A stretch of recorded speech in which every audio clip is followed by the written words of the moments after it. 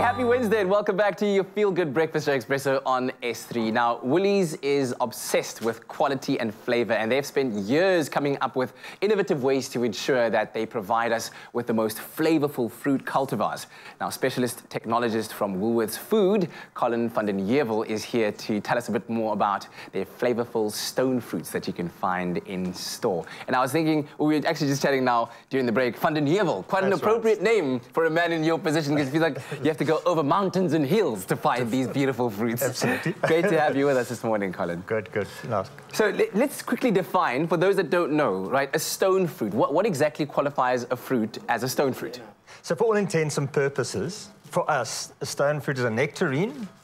It's also a nectarine, a peach, also a peach, a plum, and then apricots, which we haven't got here. And then, strangely enough, cherries, which people see as a berry, is actually also a stone fruit. So it's anything that's got a stone inside it. All right, so the seed takes the form of what would be a very, very hard seed or a stone in that way. So when it comes to making sure that you have the very best, and especially in quality and in flavour, that's something of an obsession for you, as I said earlier on. Right? Yeah. How do you and your team go about sourcing the right kinds of fruit to make sure that your customers receive the very best? Yeah.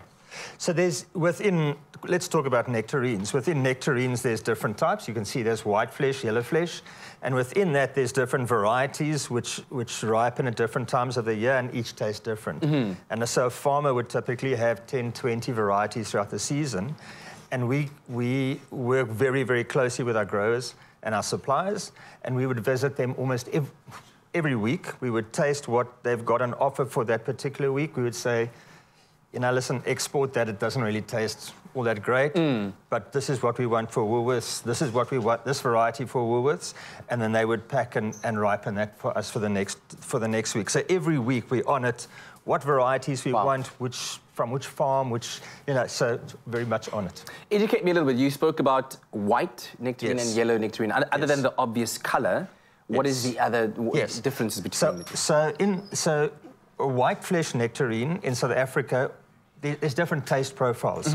So if you taste that, it's very, very sweet. It hasn't got a lot of acid, and all white flesh nectarines, almost white, all white flesh nectarines in South Africa have got that flavour profile. Low sugar, low acid, high sugar. Whereas yellow flesh, there's a bit of a mix and match of it. And one of the things that we've done is we know South Africans love this flavour profile, and so we've gone out and tried to find, with our growers, varieties of yellow flesh that eat like that. But strangely, in a yellow flesh nectarine, you'd get the low acid and the high sugar, but you also get a flavour, like mango flavours and tropical flavours, which you don't necessarily get over there. So we've now launched this, what we call sub-acid varieties, which is now almost 90% fully available in our stores at the moment. So really the same eating quality, but much better flavour in the yellow flesh. Now, you were telling me earlier on, which completely fascinated me, some of the innovations that you employ within your department to ensure that we get something new, something innovative, if you will. And this over here is exactly that. Tell me about this. Firstly, what is it called again? This is called a nectar cot. A nectar gold. I must get this right. Gold. Nectar gold. What makes it unique and innovative? Yes. So this is a proudly South African bred variety. So what they've done is they've taken a yellow cling, which is traditionally used in canning. They've taken a nectarine, they've crossed it, so it's a bit of nectarine, a bit of yellow peach. Yes. And they've come up with a yellow-skinned nectarine. So you kind of get like, the skin is that of the nectarine. No, the skin of this. Oh, I mean, in terms of the feel. Yes, that's right. Yes. The colour is that. Yes. And then the texture is a little bit of that. And a little bit of that. May I taste it? Yes, of course you can. It's lovely and sweet. It's nice and firm. It reminds you of a yellow cling peach, but people often are a bit allergic to the fur or the fluff on a peach, and that's ideal for them. That's absolutely stunning. So you say this is uniquely South African? Absolutely, yeah. And I've never seen these before. What are these called? So these are what we call donut peaches. So if you have a look, I don't know if it's easy on the camera, or you can see there a flat peach, a very, very small pip. And the whole point of it, and it's very big in Europe, the whole point of it is it's easy just to snack on. So if you take a peach like this, so instead of it being big and messy when you eat it, and it's ideal for lunch boxes as well. Yeah, because it packs easier. You eat it like you would maybe a donut, and you've left with a very, very small pip at the end. All of these that are in Woolworths are white flesh, so you can see over here, white flesh, same flavor profile as that. And we're now working with our grower on bringing in nectarines in this shape as well. Take a couple of years still, but we're on our way with that. That's amazing. It's amazing. Which one is your favorite of all of these? I like those. They're brilliant. Yeah. So over there, yes, we have these little cherry-looking stone fruit. What are those? I'm just tasting everything that So just like this is a combination of a yellow cling and a nectarine, this is a combination of a plum and a cherry. So that's where its size comes from. That's a typical size of it. It's called a cherry plum.